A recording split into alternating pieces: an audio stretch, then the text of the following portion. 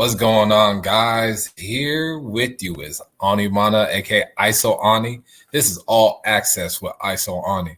I'm back for week 2. It's been just, even though I was in the city, it's still a lot of work that has to get done. It's reports, interviews, covering. We had a crazy weekend out this past weekend, this Mother's Day weekend with Nike EYBL.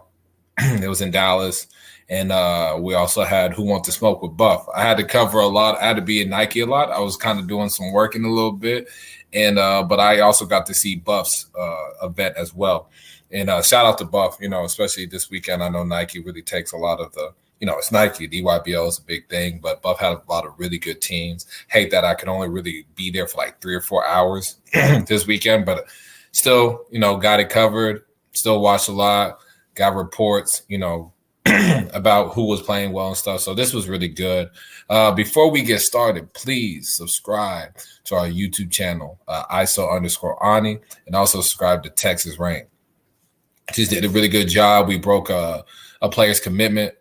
We did his commitment video and everything like that. So go check that out. I'll tell you who that is towards the latter in the show when I talk about recruitment. And yeah, man, subscribe to us, Texas Rank, at Texas Rank, and ISO_Ani. We got a lot of content coming. Some of the clips from the show will be on my ISO_Ani and also at the All Access.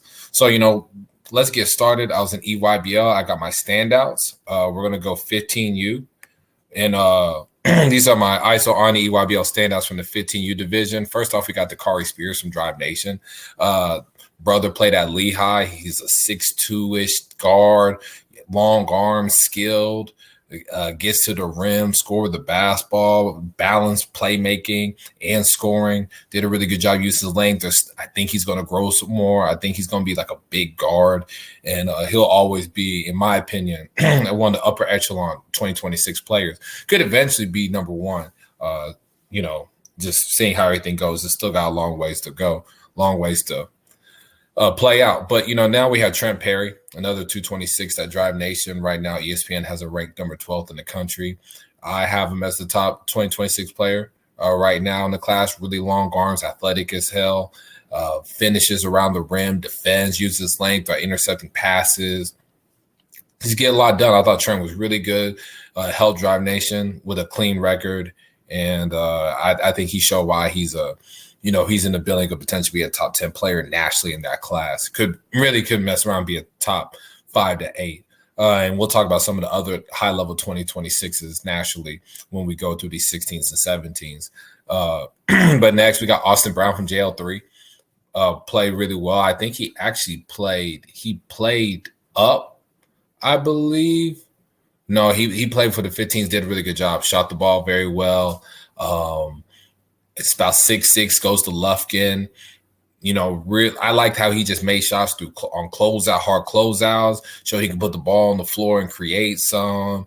I think he's a kid that, he had like some injuries going on during the season. I think we're actually starting to see him be actually healthy and closer to 100% than I have seen this since 223. Next, we got Jacob Lanier for Live On. He's out of Arkansas, like an attacking guard. About 6'3", close to 6'4". Man, Jacob was fantastic for Live On. Another kid that I like on there is Randy Livingston. Oh no, that's 16. I'm sorry, but Jacob Lanier. We'll go to 16. I'm sorry. I saw a lot of kids. I kind of get mixed up 15, 16s, but when talk about Jacob Lanier, to me, one of the best, if not the best player in Arkansas 226. I haven't seen that class thoroughly, but he's really just stands out just with his play.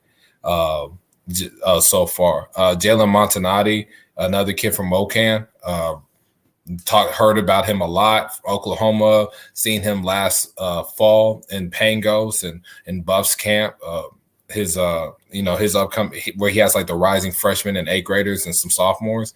And Jalen he's been fantastic. 6'7", hella skilled, can shoot the basketball, put on the floor. Doesn't like blow by anybody or anything like that, but he's just really effective. He can rise up, shoot over you. He's confident. He has a lot of swagger to him. So I'm really impressed with how Jalen has been playing so far. And then next we got Gallagher Plasadi. I'm probably saying that name wrong, and I apologize. He actually has a twin brother that plays for that Team Griffin group. They're out of Colorado. And G, I'm just gonna call him G because I don't want to keep botching his first name. But did a really good job. About 6'8", skill, can put the ball on the floor. Sometimes brought the ball, ignited breaks, but brought the ball up and made plays for others. Can really see the floor well. He's interesting. Still kind of stiff. You can tell he had a real big growth spurt and is still getting used to his body, but can shoot the ball from three. He's a capable shooter from the outside. He has good length to him, not crazy, but good length. And he's skilled and he has feel. I think guys like that at that age and that class, I'll be interested to see how it looks like a year or two from now. His teammate Trayvon Clark, who that's what people really know more on the Team Griffin group, USA basketball. He's one of the better players in the class, and I think in the country in 226. About 6'6", can shoot it, put the ball on the floor like a big wing. And Trayvon, I saw some more toughness out of him. Saw him really rebound well for his position in the game I got to watch. I saw him run the floor. I saw him bring the ball up, and everything looked smooth and comfortable, playing through contact better. Like see those progressions. I think him playing against high level comp like USA basketball, and then playing for a coach like he does at Wagner, I think he's starting to really kind of get it. I thought toughness and playing through contact was a real weakness, and I still think it's something that he can grow in. But I think I've seen some real considerable growth. Which is a good thing. Next, we got Brandon Bass Jr. for Florida Rebels. Is the son of Brandon Bass, who played for the Mavs, played in the NBA for a good bit. Lefty, can really shoot the basketball. Saw some high quality shooting. Plays hard, just like his dad. And I saw him just get a lot of things done. I'm really impressed with Brandon Bass Jr. And Johnny Bull for PSA. Another big, just athletic, plays hard, was altering shots at the rim, just was really getting after it. Was really very impressed with how his game was. 7 Spurlock, a lefty, another kid that's been to USA basketball along with Trent Perry as well. Pro skills lefty, about 6'5", 6'6". He's a guard, great passer, really good in the open floor. He's always just willing to pass. Sometimes I wish he was more aggressive and as far as a score or just getting downhill more, which he's very capable of doing. But I like his unselfishness. I like how he competes like on the glass, on defense, even when the scoring's not there. But I think there's so much more to the scoring that he hasn't really shown. And that's why, I'm just impressed with someone at his size and his skill set and just has such a willingness to pass. He's more of a pass-first guy than he is a scorer.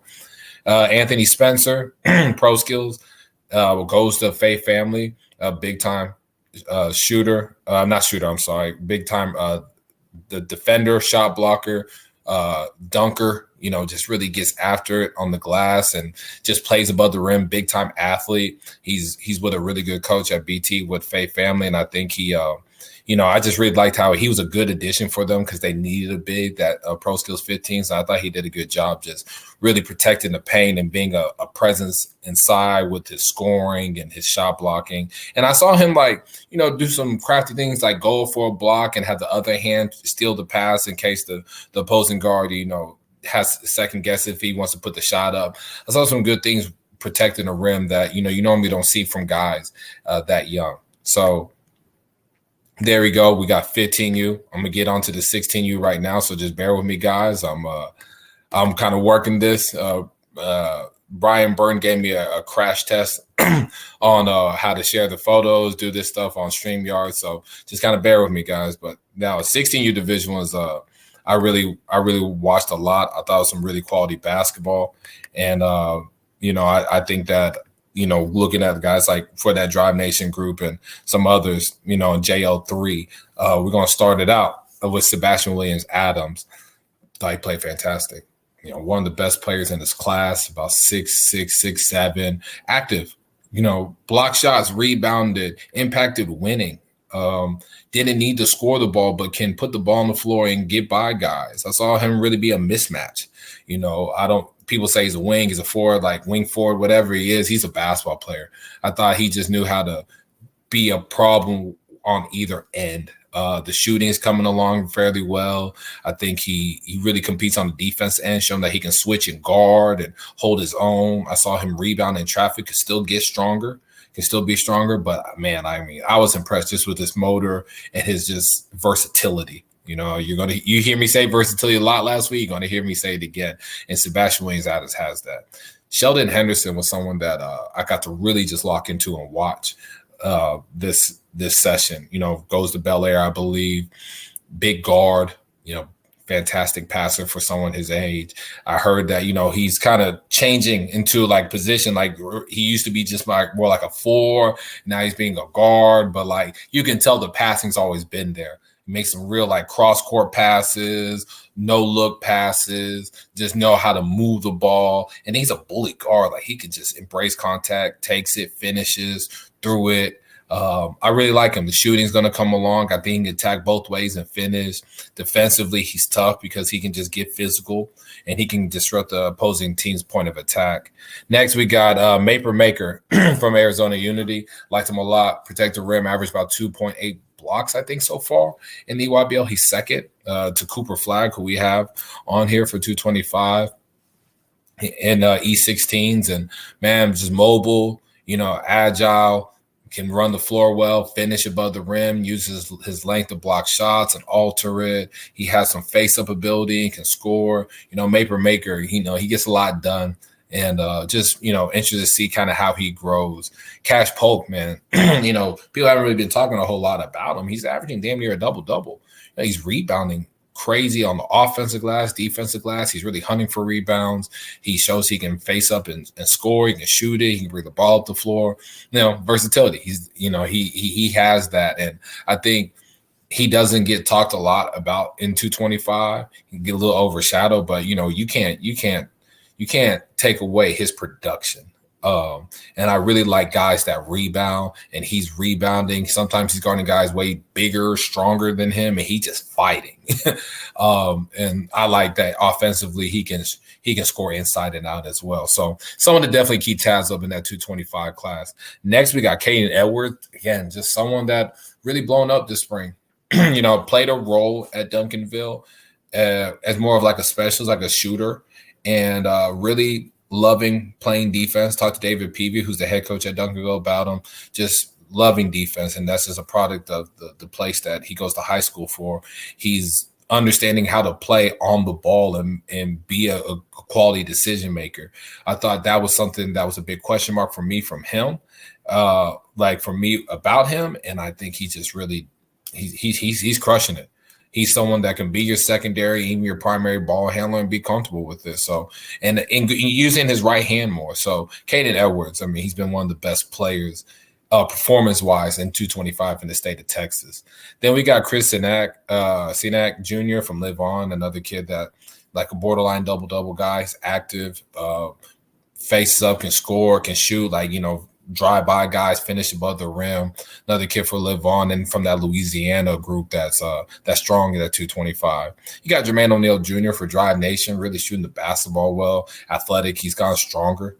He's doing a really good job, just putting strength and putting weight on his frame, and it's really helping, especially guarding. When he has to switch and guard post, and now he's able to bump guys on defense and then cause them, and misdirect them and all those things. I'm really impressed with Jermaine O'Neal and just his shooting. His catch and shoot, his pull-up game's improved. Someone to really keep tabs of. I say keep tabs, but, Jermaine O'Neal Jr., I know he's son of Jermaine O'Neal, but, I talked to him in some past interviews, and he's his own name.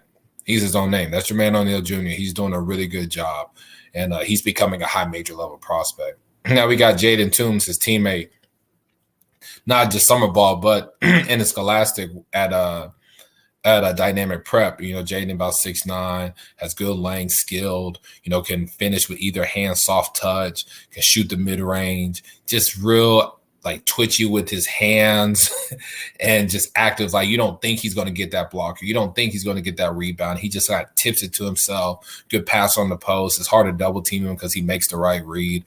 Jaden was fantastic this weekend. Jameer Jones from Florida Rebels, athletic, explosive wing.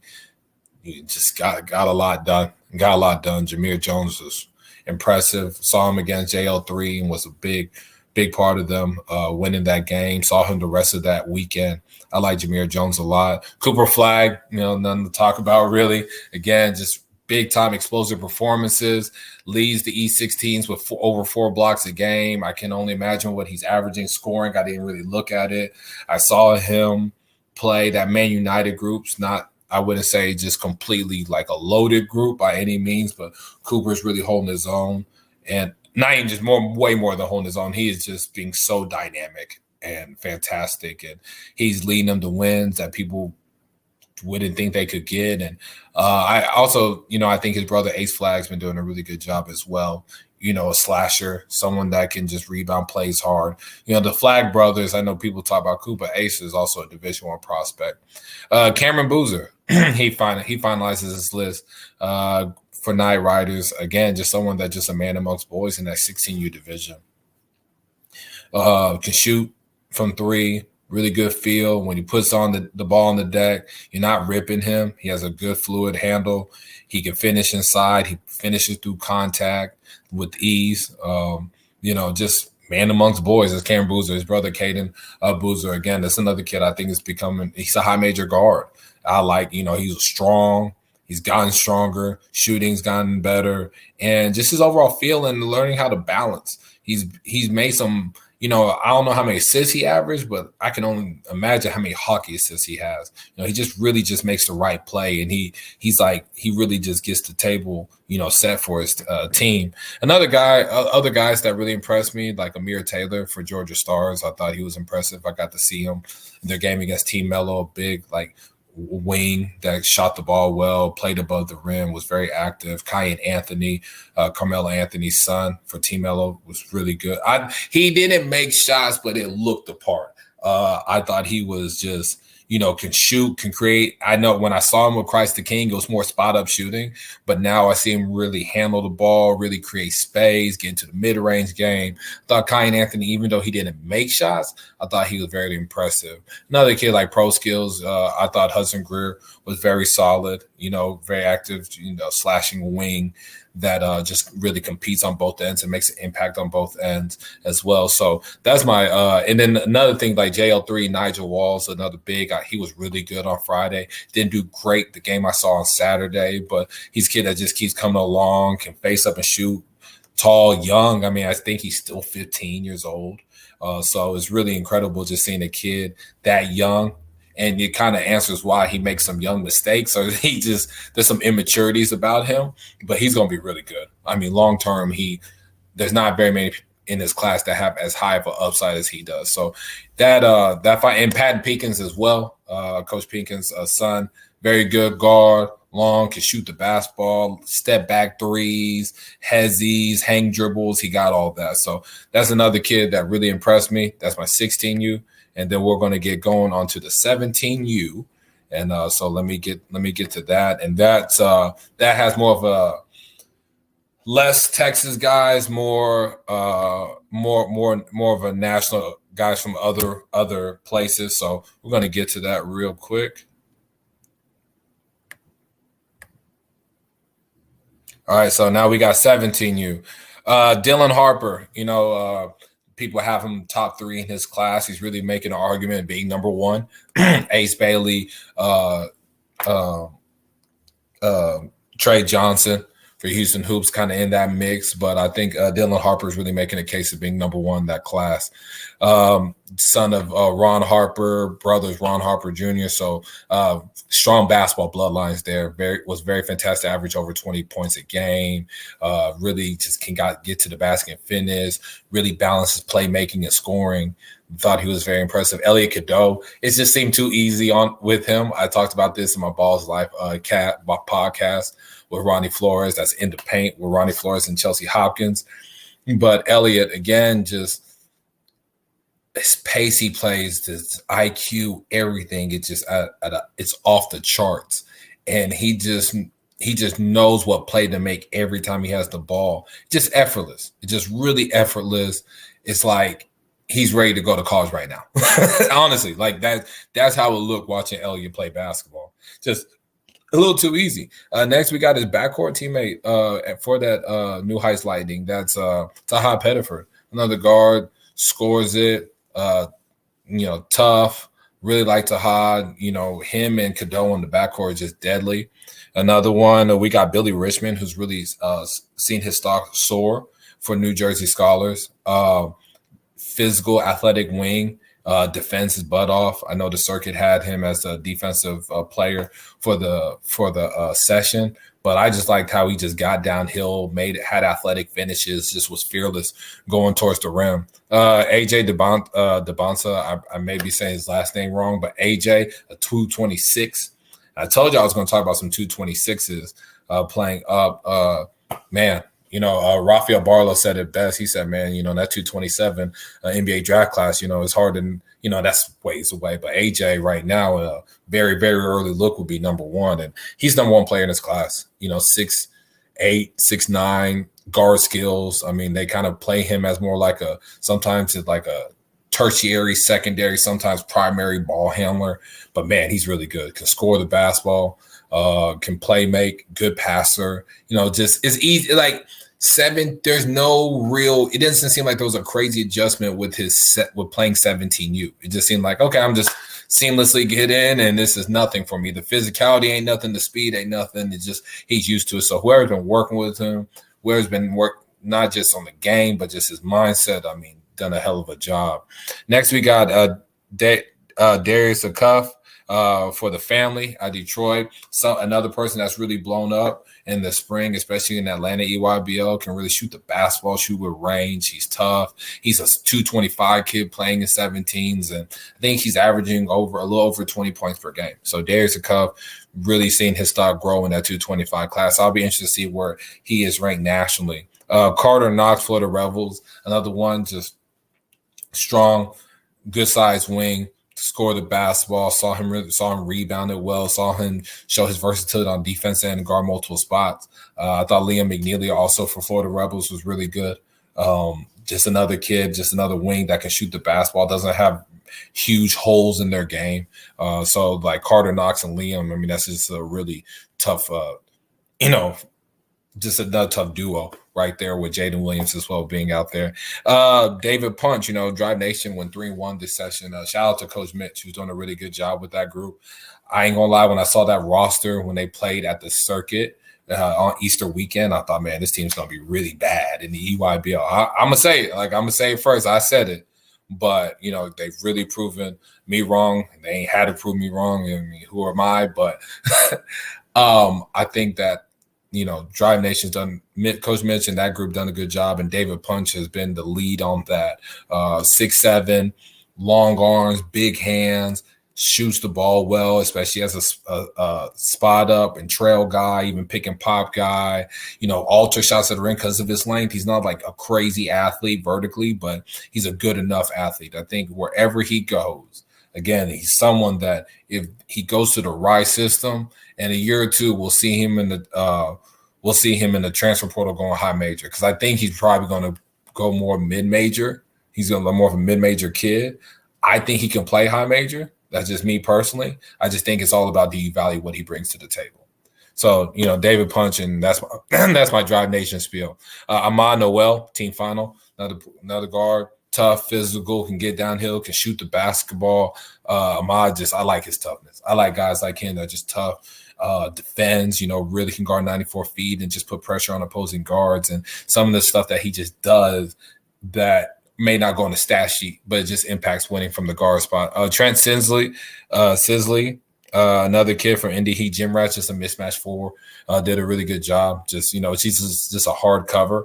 And then speaking of hard covers, Boogie Flan, who led PSA Cardinals to a 4-0 record this session. So really, really talented group of guys. I mean, if I kind of had to, throw maybe a few names, I think the addition of Jalen Washington for Drive Nation is good. You got my man that's from Belton High School, Trap Johnson. He's another kid that I thought has done some really good work. K. Anner Boateng, who goes with Team Griffin. Team Griffin didn't have a good session. They went 1-3, but he averaged over 20 points per game. He's a really strong addition, a big physical, strong wing that's athletic as crap, just explosive around the rim, and he's seen some real improvements with his shooting. So that's what I have there. for that. So now we're going to get to bus event. So I went Saturday night. I went to the 9 p.m. games. Then I went to the 8 a.m. and 9:05 games. So now I'm going to bring up some names that I just saw on there. So there's going to be names like, hey, Ani, like who, like this kid didn't make the list and yada, yada, yada, but he was doing X, Y, and Z. So trust me, I didn't get to watch him. So I'm not going to go out here and talk about kids that I did not watch. I'm not one of those evaluators. All right. So give me a little bit. I'm about to pull up who wants to smoke. So here's some of my standouts from here. Again, this is 3-4 hours. This is who I watched. So do not say, oh, you didn't see this kid. This is who I watched. Isaiah Harwell, Utah prospects. I mean, he's gotten a lot better. He was really good last year, and he's gotten a lot better. It's hard to say. Is there 5 players better than him in that class? I mean, that would be a really good discussion. Just from what I saw that morning game, and they say he was killing it even before. Be interested to see. Like honestly, in that class, he played like a top 5 to 10 player in the country. So I was really, really impressed with that. King Grace, Texas Impact score, been doing great in the UA circuit. Had 32 points when I saw him against Houston Hoops 17U at the circuit a while back in April and Easter weekend. Just this guy that just wired to score the basketball. Decision making needs to get better, but I think that'll come in due time. Another kid that's just really growing on me, David Aweezy with Texas Impact, big fella. Runs the floor well, long arms. Alter shots around the rim, can grab a rebound, ignite breaks. Shooting's there. He made free throws, look clean when he shot free throws. I think there's some real upside with his shooting. So, and David Weezy still has some ways to go, but I was intrigued by him. Austin Centers, a kid for Crab 5 to 16U, got to see them on the third court, and he played really well. The team was down damn near 20, and he came back, made some plays in the open court. Made open threes. His ball handling's gotten better. Was someone that was more of a 4-man that I think Jay Walk's done a good job, playing him as a guard and, living with his mistakes and, but he's still able to show his inside game while he's also growing his outside. Jace Butler, another kid for Jalen Green Elite, did a really good job with their comeback. They almost beat Texas Impact at 9 p.m. game. They were down 15 with 4 minutes to go. Jace Butler plays a big role just as a guard that can score the basketball. Saw some real extended 3-point range shooting. And, man, I liked him a lot. Just from some bits I saw him, I thought he was really good. And I was just impressed. And he kept fighting. They kept fighting and actually got it within a 1-possession game against Texas Impact. Dorian Hayes, this was a Sunday morning. A kid that was, like a son to Chuck Hayes, shoots the lights out the ball. Hard closeouts, just rises up, shoots over length. Yeah, I think he made like 5 threes, and we were still like a couple minutes left in the second half. Man, just really effective, really impactful. He can really defend on ball as well when he wants to. There's he's another 225 people don't really talk a whole lot about, but man, if the shooting's like that and he's long, he looks like he's still growing, man. I mean, he's someone that you can really see, in that upper echelon and maybe in that top 5 to 10 when it's all said and done. You just never know, but he's one of those kids that he's going to blow up later. Like his best basketball's ahead of him. Jet McCaslin, son of Grant McCaslin, who's at Texas Tech. Jet shoots the piss out of it. I mean, has the quickest trigger in that class or just in the state of Texas as far as shooting.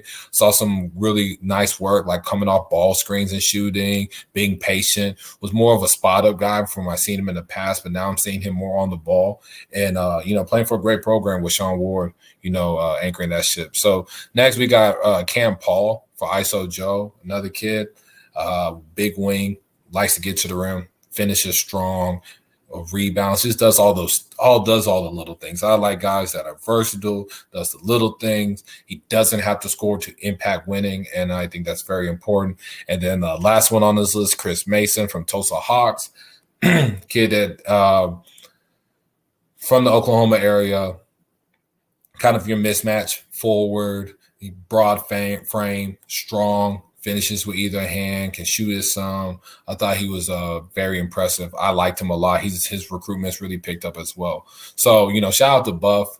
This was just some of the guys I got to watch. I wish I watched more. I heard about Nick Cody and heard about Shauna Bev from SOH. Diallo as well. So I didn't really get to watch those guys heavy. So I couldn't really talk about them now. I'd seen them play, especially in Adidas, and haven't got to see the Bev play because I haven't gone to UA yet. But there's some of my standouts from what I saw at Buffs for the 3-4 hours. So guys, please don't say, oh, I didn't, why this kid or why the kid didn't make it. All right. So yeah, those are my standouts. We're at 30 minutes, guys. So next, I'm going to talk a little bit of recruiting and I'm going to get y'all out of here. T-John Brown, we did his commitment. He's going to go to McNeese State. He chose them over Texas A&M Corpus Christi and also Oakland. So T-John, just a speedy attacking guard, plays just tough as nails, can guard 94 feet. I think he's someone that kind of matches what Will Wade wants in his guards. And, he's part of a really strong class that Will has coming in. It was kind of a tough decision for him, over, quality programs like Texas A&M Corpus Christi, who just made the NCAA tournament, Oakland, that does a real fine job with their players as far as development. And T-John, congrats, won a state title, really has grown up over the years, and he's heading towards the right direction. Some other notes. Obviously, we've seen some guys that kind of enter the draft or hit the portal. But hitting the portal, trying to see what it's looking like Julian Phillips. He entered the portal. Speaking of Texas A&M Corpus Christi guys like Jordan Granberry hit the portal. You're listening. You're seeing what some other guys are going to do depending on what they do with the draft. Like Arthur Kaluma. I heard he may potentially be hitting the portal if he has. There's going to be guys that are in this draft process right now that we'll see, what they're going to do next. Are they going to come back like maybe Emmanuel Miller or it's just going to be real interesting. I think we're going to hit another wave in about of guys, obviously poor close, but the guys at the draft, they can decide that they're going to come back or where they're going to go or if they're going to stay in the draft, right? So the guys that are hit the portal but are still going through the draft process, what that recruitment is going to look like or where they go. I think we're just, man, I think this stuff doesn't slow down till about June, till about early to mid June, guys. So, a lot of stuff going on in the recruitment world. Just crazy. It's crazy. I'm getting ready for the NBA draft. I'm getting ready for TABC and, traveling just gets crazier and crazier, guys. And, shout out to the guys that, projected to get drafted, like Anthony Black. I heard he was fantastic in the interviews. Keontae George, Jordan Walsh, who's another kid, does he come back or not? He's got to see what awaits him for what's coming out, like Isaiah Stevens. What does he do there? But yeah, shout out to guys like Keontae, Cason Wallace, Anthony Black. You guys like Jordan Walsh had a chance to get drafted.